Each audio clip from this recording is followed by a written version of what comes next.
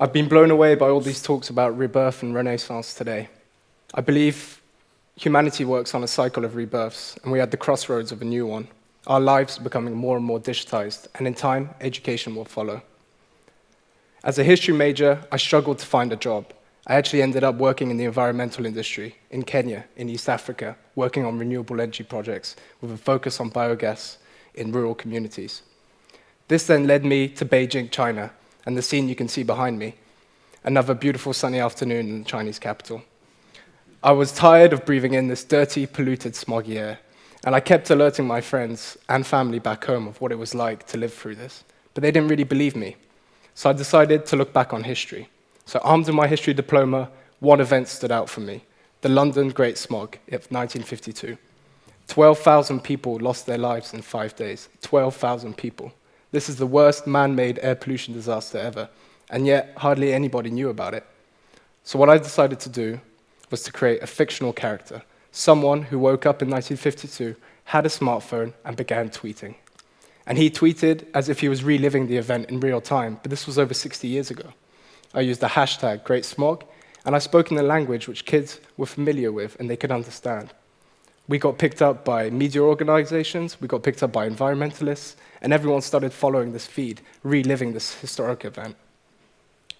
And it was the true impact of the Great Smog. People didn't actually know what was going on at the time. It's only when the hospitals started filling up. People were dying of heart attacks in the streets. People were dying in their homes while they slept. And yet, they didn't quite realize how many people were dying. It was only when the morgues were actually full that they realized the true impact of the Great Smog. So I created 422 tweets in the space of 5 days, and I reached millions of people on Twitter. So you're probably thinking, what's the point? Why did I do this? What's the interest? Well, I did it because history is still stuck in the Dark Ages. History teaching and its outdated context, outdated delivery, kids are simply bored of it. If you want a kid to hate their iPad, put a textbook on it. It's the same with history. We can't just live with static figures and dates and numbers. Kids aren't interested in that anymore. We need history to be brought to life. We need the teachers to actually use the power of technology and tell stories. And this is what I strive to do every day as a technology entrepreneur. Innovation, though, it is difficult. And what we really need is to push for schools to have a new vision and a new way to be open and pushing for collaboration. Here are a few examples of innovators in the space who use technology and mix it with history to bring a story to life. One of the teachers I spoke to a couple of months ago, Karina, she works at the Steve Jobs schools. Yes, they do exist, in Almere, in the Netherlands. And she told me just that. She said that what she liked about using history and technology in the classroom is that it brought the content to life. It engaged her students. It made her kids curious. It lighted that spark of curiosity inside them, which got them to go explore more and find out more about that historical event.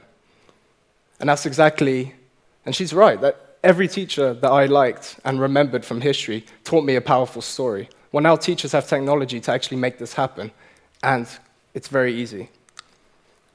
The second example I want to show you is Minecraft. So for those of you that don't know Minecraft, it's a virtual 3D sandbox game where users can create these amazing worlds from scratch. Now, Minecraft is great because it pushes for collaboration, for digital citizenships, and by that I mean sort of internet ethics and also privacy issues. And it allows for people to really chat on there and discuss events. What was so great about this Minecraft was that it was a student that created it for his Latin class. So the student, before Minecraft, did not feel engaged with the content. He was having problems studying. So he created this Roman bathhouse himself.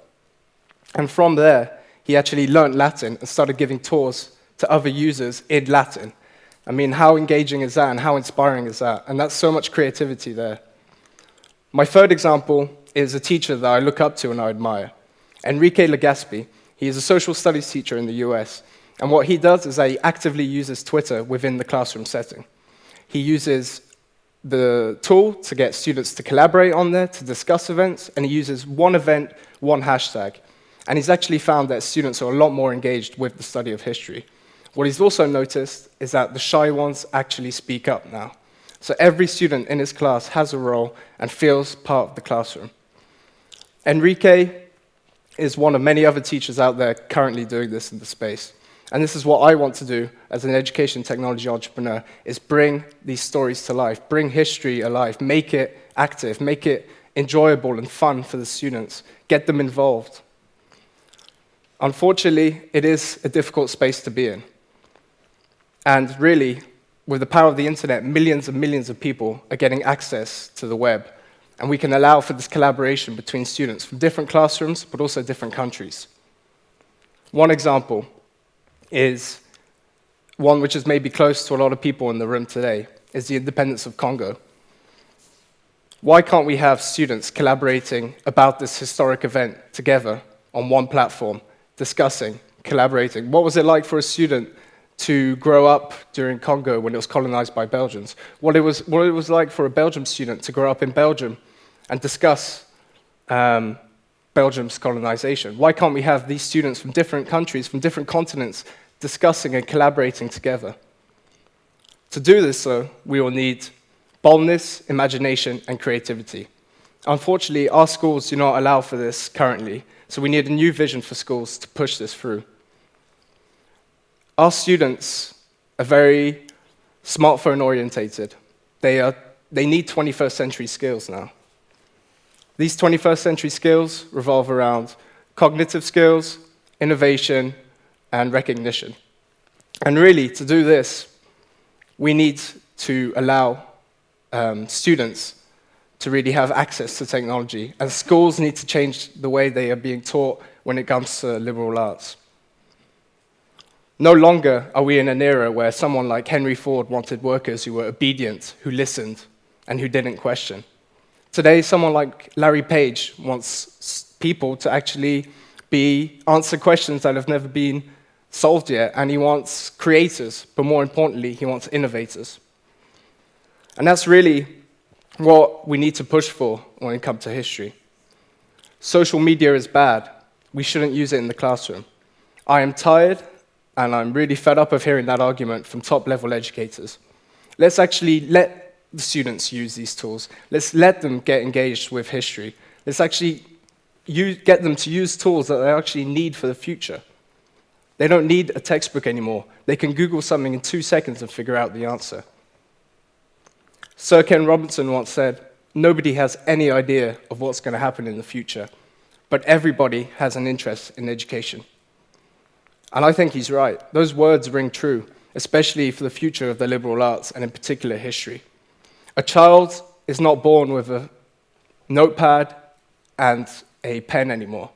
He is born with technology at their fingertips. So my very short talk today is really about dreaming and going out there and going big and really pushing for this collaboration, making history personalized, getting children involved, getting them engaged with history.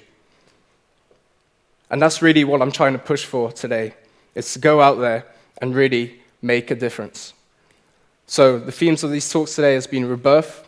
I think we should have a renaissance of the way history is taught in classrooms across the country and across the globe. Thank you very much.